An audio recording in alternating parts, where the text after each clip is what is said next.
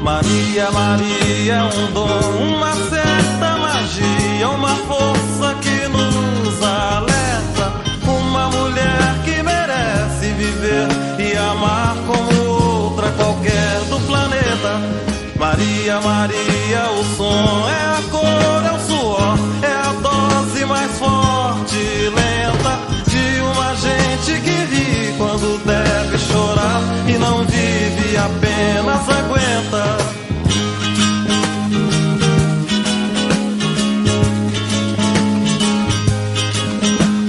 Mas é preciso ter força, é preciso ter raça, é preciso ter gana. Sempre quem traz no corpo a marca Maria, Maria, mistura a dor e a alegria. Mas é preciso ter mãe, é preciso ter graça, é preciso ter sonho. Sempre quem traz a pele essa marca possui a estranha. Olá pessoal, começando mais uma edição do nosso podcast Elas Pode. Oi Ari. Oi Carol, tudo bem? Oi pessoal, sejam bem-vindos a mais um EP. Estamos aqui com uma convidada linda, maravilhosa, Maraísa Simão, que vai trazer pra gente um tema extremamente necessário. Carol, nós estamos em novembro. O que você acha de novembro? O que você gosta de novembro, principalmente com essa atenção mais voltada para o povo preto, você sendo uma mulher branca? Eu acho que é um mês extremamente necessário, né? Eu acho que a Maraísa, ela que é presidente do Compadecon, aqui de Batatais, para quem não sabe, vai falar com a gente sobre o mês da consciência negra, né? Que é um mês extremamente importante. Na verdade, a gente deveria falar sempre sobre, né? Mas como tem esse mês dedicado, a gente faz mais alusão ao tema e pretende trazer coisas para que todos possam pensar, se conscientizar, entender um pouco mais desse lugar de fala que não é meu, mas é delas, e elas estão aqui para poder falar com a gente, né? Muito Seja bem-vinda, bem-vinda, Maraísa. Obrigado, meninas, pelo convite. O Compadecon fica feliz de poder estar nesse espaço, poder estar falando com os seguidores de vocês e poder estar conscientizando, né? Porque todo momento que a gente vem de fala, o momento que a gente puder falar e conscientizar as pessoas, para a gente fica melhor, fica mais fácil, de melhor entendimento para a comunidade em geral de um todo. Legal. Maraísa, vamos começar pelo seu nome. O seu nome, ele tem história. Você pode falar pra gente um pouquinho dele? Tem muita história nesse meu nome, por isso que eu não trago todo o meu nome inteiro. Geralmente todas as minhas redes sociais é sempre Maraísa Simão, né? Eu deixo esse Simão aí porque ele carrega a minha ancestralidade. Simão é o nome, na realidade, vindo da minha família, da parte da África. É Simon, na África, tá? Na região da Africana que veio minha família. Então, meu tataravô, na realidade, trouxe, o bisavô da minha mãe, esse nome. Ele veio num navio negreiro, e aí ele chegou aqui no Brasil, e aí ele foi trocado, porque Simon era um nome muito estilizado, então colocou Simão. Muito chique. Muito chique, exatamente, e aí virou Simão. Também, né? E aí colocou Simão, porque, né, um escravo tem o nome Simon, era com Y e N no final, então era uma coisa muito... E aí a gente sabia que eles não tinham esse direito a nome, né? E aí foi tirado e colocou o Simão. E aí é daí que vem o meu Simão. E por isso que eu tenho muito orgulho de colocar ele aí. Maraísa, tudo, estampar. E falando toda, a gente sabe que tem uma história... a sociedade tem uma dívida eterna com o povo negro, né? A gente sabe que o Brasil foi um dos últimos a abolir a escravidão. E há tanta história triste por trás disso... E muito ainda se discute hoje, infelizmente, falando que não existe racismo, muita coisa as pessoas dizem que é mimimi.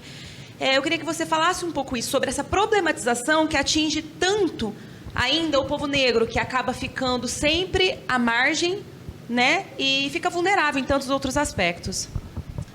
Bom, quando a gente vai falar assim sobre o período da escravidão aí a gente vem depois de um pós-escravidão, a gente vai entender que no Brasil... se teve esse pós-escravidão como se fosse, tipo, a gente jogou os negros para a margem ali, por isso que é marginalizado, né, que a gente fala, e as periferias vêm disso daí, né, porque as pessoas foram segregadas aos lugares periféricos, né, e foi esquecida a história deles. Então, a gente nunca teve um protagonismo dentro da história do Brasil. Então, o Brasil é o que pega, né? A gente vai pegar lá nos livros de primeira série. E aí eu vou falar primeira série, não primeiro ano, porque agora o primeiro ano é essa nova reformulação da educação. Sim. Mas vamos pensar lá na época, né, dos nossos pais, nossa, minha também, porque eu fiz primeira série. A gente pegava os livros, né, da educação, a gente lia o quê? Os portugueses vieram colonizar o Brasil. Quem estavam aqui? Os índios. Então, os indígenas. E os indígenas tinham ali, sim, uma história, bem pouca também falada, mas se tinha uma história dos indígenas. Aí, de repente, vinha o período da escravidão. E aí, tipo, o negro, ele aparecia ali, na escravidão. Pronto, ele não fez mais nada além da escravidão. Ele só limpou e trabalhou nas fazendas e isso é a única coisa. Pronto, não tem cultura do povo negro. Né? Aí ele acaba ali naquela escravidão. Aí vai daí um pouco mais para frente, vai falar então do período que chegaram os italianos. E aí eles foram trabalhar, e eles foram conquistar as terras deles. E aí todas as histórias vêm passando, né? De todos os povos que vêm chegando para construir esse Brasil que nós temos hoje, que é totalmente miscigenado. Mas o negro, ele foi apagado, ele ficou lá naquela escravidão e só, mais nada. E quando a gente vai falar, então, que não existe racismo, a gente vem trazendo isso, é essa questão. Existe sim, porque se não existisse, a gente estava nos livros, não só naquele período histórico da escravidão, mas estaria a nossa cultura. Porque se a gente for pegar todas as outras, tem cultura, né? Cidade de Batatais mesmo, a gente vê aí, tem uma grande festa para uma nacionalidade, né? Então tá aí, o pessoal italiano tem aí a festa deles, né? Então, quer dizer, a gente sabe que nos livros de história tem a cultura de todas as outras, né, etnias, mas da etnia africana não tem. Né? Então, a gente se perde nisso. Então, a criança, ela cresceu tentando se igualar, querer ser o branco ou querendo ser o outro amiguinho, porque não tinha um protagonismo, né? Não tinha a história dele, não tinha nada sobre cultural ele. E isso fez com que a gente tivesse esse racismo estrutural que a gente tem hoje. Então, falar que é mimimi, gente, é muito... Já começa daí o preconceito. Quem fala a palavra, isso é mimimi, é porque nunca sentiu, é porque não sente na pele, e é porque não vivencia, e é porque é racista. Você, como educadora, professora... Maraísa, é muito comum, nós que somos pretas, a gente sabe como é pesado a gente não ter também essa representatividade, principalmente dentro da sala de aula, né? Porque quando eu estudei né, em escola pública e eu tive uma professora negra, dentre todos os anos que eu estudei em escola pública. E eu sofri muito. Como que é para você, sendo educadora, sendo professora, atuando ali com crianças no dia a dia? Como que você sente que eles tratam? Porque muita gente fala assim, a criança, ela é inocente. A criança, você acredita que ela, dentro da inocência dela, ela traz aquilo que ela vive dentro de casa também? Com certeza, Ariane. Ela traz porque ela traz a vivência dela, né? Quando a criança chega na escola, ela já tem uma bagagem, né? E essa bagagem, ela veio da família, né? Graças a Deus, a gente consegue desconstruir muito essa bagagem dentro da escola. Então, muitas crianças que chegam com uma visão um pouco preconceituosa, ela acaba se disseminando. Hoje em dia na escola, mas quando a gente vai pensar na nossa época, e aí a gente vai falar, você teve eu tive 2 professores, né? Eu estudei também sempre em rede municipal, rede gratuita, escola gratuita, eu tive 2 professores. Um no 5º ano, eu fui ter, e depois um outro no sétimo ano. Então, olha tanto tempo que eu tive para poder ter uma representatividade de alguma professora. E até me tornei professora por conta dessa professora. É uma profissão que eu escolhi por conta dela, Dona Edina, maravilhosa, daqui de Batatais, e ela que me abriu esse horizonte e essa possibilidade de que eu poderia ser professora, porque senão eu teria ficado naquela mesmice de que talvez eu poderia ser só alguma outra profissão, né? Então você acredita, se a gente pontuar, você acredita que o primeiro lugar que a criança negra, ela sofre racismo é dentro da escola?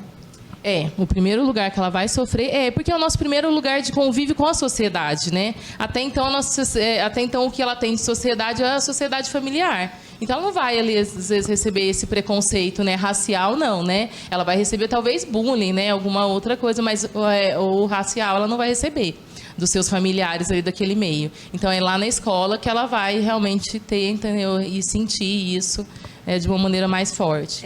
Maraísa, você falou da Dona Edina, ela me deu aula também, que eu me lembro, eu acho que foi a única também professora, depois eu tive na faculdade, mas eu digo, durante minha vida escolar, ensino médio, fundamental, eu só me lembro dela. E voltando na sua fala, você falou muito do que foi apagado do povo negro dos livros, né, e da história. Eu acho que essa falta de representatividade, ela é muito grave, porque tudo que vem da cultura negra, a gente sente ainda que sempre vem com termos pejorativos. Eu falo da própria religião, né? A religião negra ainda, por muitas pessoas, ainda não é considerada uma religião e as pessoas acabam falando diversas falas preconceituosas em cima dessa religião. Eu vejo também muito, eu acho que é da nossa época, acho que a gente pareia tudo na idade, a falta de representatividade em brinquedos também, né? Hoje a gente tem ainda um pouco mais de bonecas negras, né? E de brinquedos que sejam a representatividade. A gente vê hoje a Pantera Negra, mas ainda é muito pouco, né? Eu acho que ainda é muito pouco dentro da cultura, porque o povo negro, ele sempre esteve lá, ele estava em todas essas outras etnias, esses outros povos que passaram. Estou falando do Brasil, mas é claro que no mundo todo, ele sempre esteve lá. E eu acho assim, que num dos papéis fundamentais, porque se ele não estivesse lá, muitas outras coisas não teriam acontecido, várias revoluções não teriam acontecido, né? E eu queria que você falasse um pouco disso, dessa própria representatividade, só não no âmbito escolar, mas a gente vê em tudo, a gente vê médicos, a gente vê advogados, ainda... Por isso que eu acho que é tão importante a gente conseguir levar para a criança essa representatividade. Porque, por exemplo, eu sou professora hoje por conta da Netina, porque, quer dizer, ela me abriu o horizonte de que eu poderia ser professora. Porque senão talvez eu teria seguido os passos dos meus familiares. Minha mãe, minha tia sempre foi sempre esteve ali empregada do lar, né? Então depois elas foram para a costura. Então, quer dizer, talvez eu teria seguido esses passos, mas eu falei, não, eu posso estudar e posso ser professora, porque eu tive uma professora. Ótimo. Hoje a gente tem aí as mídias sociais, a gente tem as televisões que estão abrindo. Ainda não do jeito que a gente gostaria, porque a gente vai concordar de que a maioria da população negra, ela ainda é carente. Então, quer dizer, ela não tem esse acesso que a maioria das pessoas tem, tanto às mídias quanto a televisão paga. E aí, então a gente tem esse contrapeso, porque na televisão aberta não tem também tanta representatividade assim. Não tem muito ainda. Então, é nosso papel de educadores e de formadores de opiniões, como vocês duas aqui, de trazer para essas crianças, para esses adolescentes, essa representatividade, né? Estar aqui um professor, estar aqui um escritor, estar aqui outras pessoas negras, que eles possam se espelhar e falar assim, nossa, eu posso ser aquilo, né? Eu posso conquistar isso, eu posso ser uma médica, eu posso ser o que eu quiser ser. Porque cada um de nós pode ser exatamente aquilo que a nossa capacidade nos deixar ser, né? Então, e a nossa capacidade não tem limite, gente. Então, a gente pode voar longe. Essa luta que vocês têm, até eu gostaria que você falasse um pouco do trabalho do Compadecom, que é mostrar que todos têm a capacidade e quebrar que, assim, todos estão numa meritocracia, porque a gente sabe que não, né? A questão é muito desigual, Não dá para comparar uma pessoa que nasce em berço de ouro com uma outra que não. E não dá para comparar mesmo uma pessoa que é branca, nasceu no berço de ouro, com um pobre que é negro. E eu queria que você falasse, dentro dessa temática, sobre o trabalho do Compadecom, como ele é importante, como ele tem aberto caminhos aqui em Batatais. Bom, o Compadecom é o Conselho de Participação e Desenvolvimento da Comunidade Negra de Batatais, né? Ele já vem aí atuando há alguns anos na área. Hoje eu estou como atual presidente, na realidade eu peguei agora em outubro, né, essa presidência, o presidente precisou se afastar por problemas pessoais, e aí eu peguei essa presidência. Estou, né, no conselho este ano como conselheira, mas desde uns 2 anos atrás eu já venho trabalhando com o conselho. O conselho ele é muito importante para quê? Né? Desde que a comunidade nos conheça. Então, é muito importante, por isso que eu falo assim, todo lugar que dá né, a nossa chance de a gente ir, se mostrar e apresentar, ele é muito importante, porque a gente não consegue chegar em toda a comunidade. Né? E isso é importante a comunidade saber que existe o conselho. E o conselho ele existe para quê? Qual é a função do conselho? A função do conselho é orientar e capacitar as pessoas para um enfrentamento de qualquer situação de racismo ou injúria racial que ela receber. Né? E aí, contrapondo esse, né, grande princípio, também temos, né, o princípio de poder levar aos nossos, à nossa comunidade ferramentas para isso. Então, tanto é que eu até trouxe aqui 2 livros, Ribeiro e do Silvio Almeida, que são livros que a gente faz estudos e que a gente geralmente, quando vai levar para uma palestra, a gente leva textos para mostrar para eles que existem algumas ferramentas que eles possam ir atrás e conhecer. A gente tem um grupo de estudo aberto, que a gente consegue fazer estudos. Então, esse é o papel do conselho mesmo, chegar a tirar um pouco e a trazer o negro para esse protagonismo, né? Ele saber que ele tem lugar, que ele tem direito e que ele não é mais hoje a minoria, porque hoje somos a maioria do Brasil. E eles precisam entender isso, que eles são a maioria. E que a hora que eles entenderem isso, eles vão entender que eles vão colocar dentro das políticas quem eles querem, entendeu? Quem realmente vai trabalhar pela causa deles. Né? E isso eu falo em política municipal, política estadual, política nacional, porque somos a maioria dos brasileiros. Somos, e é isso que eles têm que entender isso. É bem isso, nós somos a maioria da população brasileira, mas ainda assim, muitas pessoas, principalmente, acho que a gente, né, percebe, as pessoas que são mais velhas, elas têm medo de tomar uma ação, de tomar uma atitude por conta da repressão passada. Quando a gente fala assim, gratidão, a gente agradece quem veio antes de nós dentro dessa luta, porque essa luta ela é uma luta diária. Eu acredito, Carol, que talvez você nunca tenha passado, tenha entrado em uma loja, estado em uma loja e as pessoas acharem, você está comprando e achar que você é funcionária. Ou você entrar numa loja e a primeira coisa que o segurança faz... Te seguir. Tem gente que nunca... E fala que é mimimi. Falam que o preconceito vem da gente. Né? Isso a gente ouve... Muito, a gente ouve diariamente e é necessário que as pessoas entendam que a fala racista, ela não está só por conta da cor da nossa pele. Ela vem através do nosso cabelo, vem da roupa, vem de atitude, vem de um monte de coisas. As pessoas acreditam que só porque, pelo fato da gente ter a pele com um pouco mais de melanina, que a gente é necessário para nós só o subserviço, o subemprego. Sabe? É muito difícil para quem tem dinheiro, para quem tem uma boa colocação, ver um preto vencendo, ver o preto na faculdade, ver o preto doutor. Sabe? Olha quantos casos vocês encontram na internet de que tem médicos que vão atender. E quando vem, ainda acredita que a gente está lá num lugar tipo assim, ele é prepotente. Isso. Quantas vezes a gente escuta isso, né? Agora, quando falam das aquele cores. preto é metido, né? Aquele preto é prepotente. É prepotente. Por quê? Né? Porque está num lugar que ele não quer que a gente esteja. Então, isso incomoda. Incomoda. E a gente está aqui para incomodar mesmo. A gente vai incomodar bastante. Exatamente. E é isso, ó. É maravilhoso os livros que a Maraísa trouxe. Aqui é uma coleção, Feminismos Plurais, da Djamila Ribeiro. Esse aqui é do Silvio de Almeida. Racismo estrutural. Ele fala muito bem sobre o racismo, essa construção do racismo que ela vem de muitos anos. Esse aqui é o Pequeno Manual Antirracista. E o legal, o que a Djamila fez? Ela só trouxe autores negros, autores pretos com a sua identidade muito bem colocados socialmente, para mostrar que a gente tem espaço, sim, a gente tem que alcançar e a gente tem que tomar o nosso lugar e tem que gritar falar. quanto necessário. Tem, nós precisamos. E eu quero ler uma frase aqui. Teve uma vez eu fiz junto com essa pessoa, que é a Pretinha Educadora, né? Ela tem um Instagram, ela fala sobre a educação antirracista para professores e ela traz uma frase dentro do Instagram dela que eu fiquei muito reflexiva. Eu nunca tinha pensado por esse âmbito aí que ela colocou, né? Ela traz uma frase de Januário Garcia que diz: existe uma história do Brasil, existe uma história do povo negro sem o Brasil, mas não existe uma história do Brasil sem o povo negro. Exatamente, é o que eu falo. Traz aí a África agora na sua palavra, na sua voz. Existe racismo na África, no continente africano? Não. A gente se aceita. Existe só gente preta, Maraísa, na África? Não.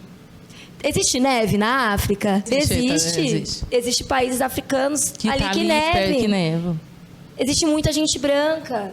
E a maior dúvida que a gente vê no dia a dia aí é as pessoas falando assim: e aí, como que eu te chamo? De negro ou de preto? Como que eu falo com você? Não, engraçado que quando a gente às vezes vai escutar alguma história de algum país da África, eles não falam o continente africano. Né? Ele vai falar só do país em si, como se nem fizesse parte do continente. Porque quando fala continente africano, eles parecem que vai falar, bom, vou falar do preto, então eu não vou falar. Né? Então, não vou falar continente africano. E aí fala só ali do país, ali do que está acontecendo. Especificamente. Porque para exatamente eliminar isso, né? Eliminar a cultura, eliminar as tradições, né? E isso é o que acontece no Brasil, né? E meninas, uma pergunta para as duas, né? Eu acho que a fala de vocês é fundamental. São coisas que eu não passei, como você disse, e eu fico imaginando como deve ser difícil, como deve ser cruel essa realidade, né? Batatais é uma cidade racista? Extremamente. Eu falo assim com categoria porque eu trabalho com crianças ali de 4 anos, eu trabalho com adolescente quando eu vou dar para oficinas, e aí eles me relatam. Então não sou eu, Maraísa, de 38 anos, relatando um racismo passado. Ontem mesmo eu estava numa oficina e teve jovens de 17 anos falando, quando eu vou no supermercado, segurança fica me seguindo. E aí? Isso foi ontem, gente, um adolescente de 17 anos. Então, quer dizer, e esse racismo é um mimimi? Não, não é. É um racismo verdadeiro, que acontece muito, entendeu? Acontece aqui na nossa região também, não só aqui em Batatais, mas acontece quando a gente vai ao shopping, e aí no shopping a gente tem uma maneira de ser tratado diferente, né? E é quando a gente entra nas lojas aqui, né? Quantas lojas aqui em Batatais, eu realmente não coloco meu pé mesmo, não tenho nenhum interesse em colocar, porque quando coloquei, não fui bem recebida. Entendeu? Então não tenho para que eu ir lá. Se eu não fui bem recebida, eu prefiro ignorar, entendeu? Não quer meu dinheiro, ótimo. Porque o meu dinheiro, acho que tem o mesmo valor que o seu dinheiro, não é verdade, Carol? Acho que 20 reais na minha mão, 20 na sua, 200 na minha, 200 na sua. Eu acredito que o valor não muda, gente. Sou professora, acredito que não tem essa questão. Então, tipo, se querem perder, né, o dinheiro, porque acredito que a minha cor da pele tem uma diferença da cor da pele da pessoa, sinto muito. E respondendo, sim, Batatais é uma cidade racista, patriarcal, extremamente machista, e principalmente a gente aí traz estatisticamente, mais uma vez, que a mulher preta ela ainda sofre muito mais, né? E aí eu coloco, tem muita gente que me olha e me acha que está me elogiando quando eu falo assim, nossa, mas você é uma preta com traços brancos, acha que eu vou ficar lisonjeada em ouvir isso. Nossa, você é uma morena muito bonita. Elimina isso do seu vocabulário. Morena é mulher branca de cabelo preto. Certo? Então, na dúvida de como chamar uma pessoa, chama ela pelo nome. E eu vou ler aqui, deixar aqui outro Instagram para que vocês acompanhem, para tirar um pouco também das dúvidas. Se chama Site Mundo Negro. Ele está aí no Instagram. Que eles colocam uma postagem super interessante, né? Eles retratam um estudo de uma pesquisadora chamada Carla Acotirene, e ela traz assim: negro ou preto? Aí ela coloca: negro é uma identidade política formada pelos autodeclarados pretos e pardos, de acordo com o IBGE. A trajetória da categoria raça negra é uma estratégia da organização de luta por reparação, em virtude dos prejuízos causados pela escravização aos descendentes de africanos. Preto é uma cor da raça negra. Nem toda pessoa da raça negra é preta. Ponto. Aí a gente entra em outra parte que é da colorimetria, porque como, por exemplo, nós somos da raça negra, eu me considero uma mulher negra, mas olha aqui, olha que diferente, certo? Então, vamos ter o colorismo aí, né? Exatamente, então é completamente diferente. Na dúvida de como chamar uma pessoa, chama pelo nome, pergunta o nome da pessoa. Eu acho que isso que você trouxe é extremamente necessário, né? Porque ninguém fica falando aquela lá é branca, branquela, amarela, enfim, né? Fica falando... E isso eu acho que você tem toda a razão. Um outro ponto que eu acho super importante que vocês falem é sobre o racismo velado. Você disse até sobre o mimimi. As pessoas, elas se justificam dentro do racismo através do mimimi, né? Tipo assim, vocês mesmo... cometem o preconceito, né? É sempre esse racismo velado em que a pessoa ela usa discursos. Eu falo assim que o discurso ele mata, né? O discurso ele é bem cruel, então a gente tem que tomar muito cuidado. Mas eles usam do próprio discurso para poder fazer uma inversão, né? Um racismo reverso. E é bem complicado isso. Porque aí, quando quando vocês podem falar alguma coisa, não, mas espera aí, você cometeu racismo. Não, eu não cometi. Eu quis dizer outra coisa. E sempre tem essa... sempre velado, né? Eu acho importante isso que você coloca, para a gente colocar a importância nessa questão de lugar de fala, né? E essa questão, ela vem do lugar de fala. Quem pode falar por quem, né? Todos podem falar, mas tem exatamente assuntos a serem falados que não dá para mim falar, para eu falar. Como colocar, quero falar da comunidade LGBTQIA+. Não, gente, eu não consigo, entendeu? Eu consigo falar sobre o assunto, mas não falar no lugar de quem tem realmente direito de fala. Então, essa é a questão. A Carol, ela pode vir aqui falar, entendeu, sobre o mês da consciência negra, mas ela nunca vai falar, entendeu, do mesmo poder de fala que um negro vai ter, entendeu, para falar, porque ela nunca sentiu. Entendeu? É como a gente, mulher, querer falar do homem, ou o homem querer falar da mulher, que era o que acontecia aí, né? Que acontece Que ainda acontece, né? Sim. Né? Do homem querer, às vezes, falar pela mulher. Não tem jeito, gente. O que a gente sente é cada um por si, entendeu? Então, a gente acaba sentindo. O que a nossa comunidade sente não é o que a outra comunidade vai sentir, entendeu? Não é o que a outra... É igual quando assim, falar assim, do feriado, dia 20, né? Lá vamos nós para o feriado do dia 20 da consciência negra. E aí, quando a gente tem o feriado, vem aquelas pessoas falarem assim, mas não tem o feriado lá para o pessoal que veio... Gente, os italianos foram jogados num navio negreiro sem condições, ou eles foram convidados a vir para o Brasil? Então, quando a gente vai pensar em história e vai pensar, nossa, tem um feriado de uma consciência negra, é para a gente conseguir parar um mês do ano e todo mundo parar, porque... Como a Carol falou aqui no começo, é para ser trabalhado durante o ano todo, não é para ser trabalhado só no mês de novembro. Mas se existe uma semana ali, um mês, um dia do feriado, é para que todo mundo pare e realmente pense nessa consciência, pense nessa reparação. Isso é uma reparação de uma sociedade toda, de uma comunidade toda que ficou segregada durante muitos anos. Completamente apagada, né? Completamente apagada. E, assim, apagada de tudo, né? Desde o começo da educação a toda a história. A gente tem aí uma lei, né, na educação falando que a gente tem que trabalhar, então, as questões indígenas e africanas dentro da escola. Essa lei tem aí mais ou menos uns 12 anos agora, eu acho que eu vou me perder aí, se eu não me engano, por aí. Mas ela está atuante agora, porque a lei é assim aqui no Brasil, né? Ela sai do papel, ela existe, ela está lá, mas até então ela começar realmente, de fato, a ser trabalhada, vai depender muito de quem está ali na ponta, e não quem fez a lei, né? Então, a gente tem muito isso a ser trabalhado ainda. E aí, quando a gente vai pensar nessa lei, a gente pensa assim, essa lei ela existe para a educação, mas ela não existe para as faculdades. Então, quer dizer, a faculdade ainda está formando professores sem informações, né, para se trabalhar essa questão étnico-racial na escola. Então, essa é a grande questão e essa grande reparação aí do dia 20, né?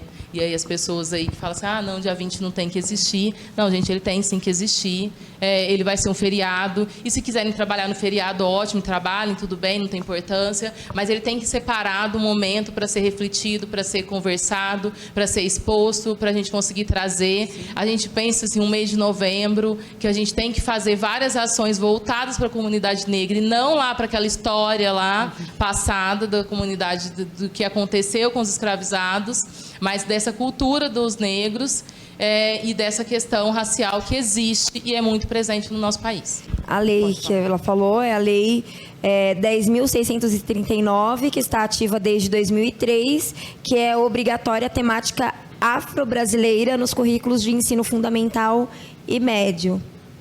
E aí ela existe desde 93 e foi implementada, olha quanto tempo demorou para implementar a lei, foi implementada em 2003. Mas a gente não vê ainda essa temática sendo bem aplicada, ela só é lembrada em novembro. Eu acredito que isso é mais doloroso. A gente tem aí um processo cultural brasileiro tão rico, onde a gente pode trabalhar, sabe? A gente tem fevereiro, a gente tem um carnaval que nasceu porque o povo negro criou, certa forma, o samba lá atrás. Não, quando a gente pensa em comunidade negra, a gente não pensa nem só... Gente, a comunidade negra, ela tá aí e ela fez muitas coisas pelo Brasil. Como você leu lá, entendeu? Não existe um Brasil sem os negros.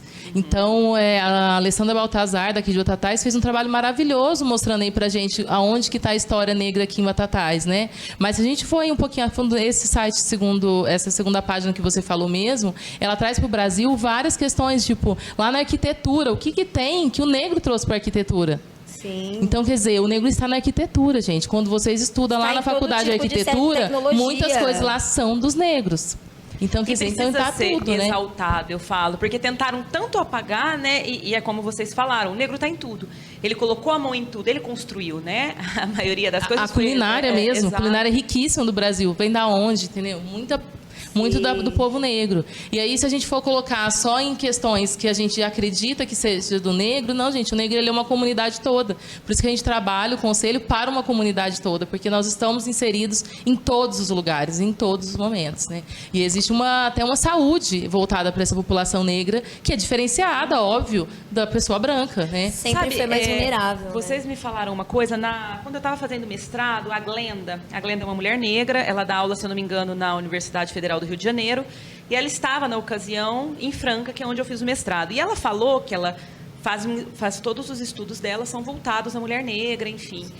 Que muitos hospitais, isso me chocou muito, eu nunca vou esquecer, eles induziam as mulheres a ter parto normal porque eles acreditavam que a mulher negra aguenta mais do que a branca. Sim. E aquilo me chocou de uma forma, eu falei, mas meu Deus, da onde tiraram isso, meu Deus? Sabe, são coisas que são incabíveis. Como? Não, mas o negro ele aguenta mais, ele tem mais força, E esses discursos, as pessoas vão repetindo sem comprovação científica nenhuma, sem existir, da onde, sabe? Por puro racismo. Por puro racismo. Velado, mais uma vez. Isso dói, deixa a gente, assim... Às vezes eu tenho preguiça, Maraísa, de confrontar ou responder ou trazer o que eu realmente gostaria de trazer quando alguém vem com esse racismo, que acredita que o que está fazendo não é racismo. Né? Porque senão eu seria essa mulher de ação prepotente, mal educada, porque nós, quando lutamos pelo nosso próprio direito, pelo nosso espaço, pela nossa fala, nós sempre somos estigmatizadas a isso. Né? Mas não é. É muito diferente nós estarmos no mesmo local e uma mulher branca falar e uma mulher preta falar. Por isso que muita gente às vezes fala assim, eu vou citar, até mesmo dentro do mundo do samba, no carnaval, né? Você tem mulheres brancas que sambam muito bem, tem mulheres pretas que sambam muito bem. Ambas têm um samba interessante. Mas quem que tem a ancestralidade ali? Por que muitas vezes uma coroa de rainha de escola de samba é dada para uma branca e não para uma preta? O que entra dentro disso? A ação capitalista, sabe? Infelizmente, desde sempre, o dinheiro, para falar do nosso povo, ele entra na frente. Sim. Então, por mais que eu fosse uma mulher riquíssima, enfim, maravilhosa, se eu tivesse tido ações, como algumas pessoas nessa cidade, né, brancas, têm,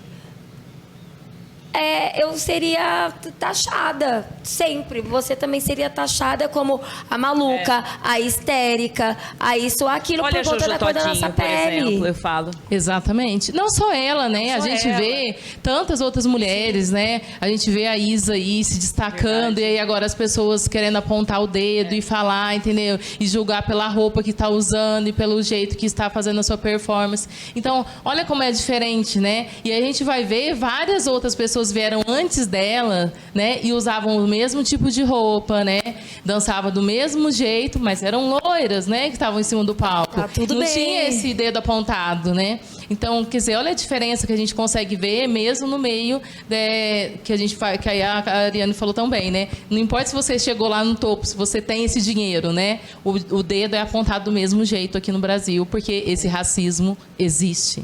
Meninas, para a gente já ir rumo ao final, que o nosso tempo está acabando, eu queria que vocês comentassem 2 temas.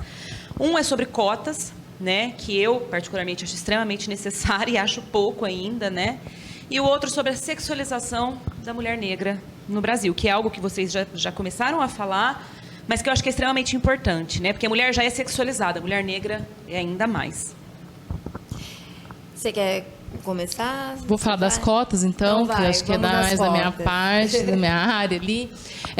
A questão das cotas, né? Elas estão aí, elas são uma reparação, né, para tentar igualitar na questão aí profissional os negros e os brancos.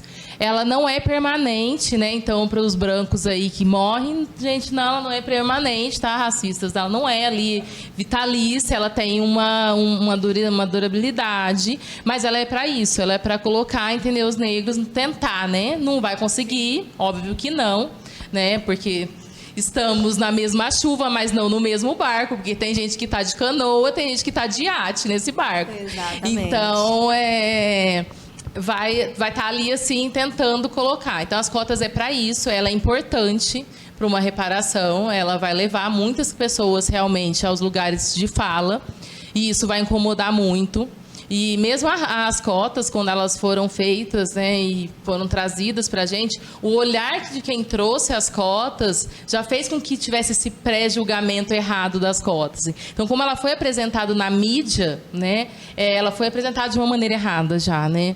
Então, muita gente já viu aquilo dali, só entendeu aquela meia verdade das cotas, e aí por isso também tem tanto preconceito das cotas, porque as pessoas também não vão estudar, não vão atrás, não, né?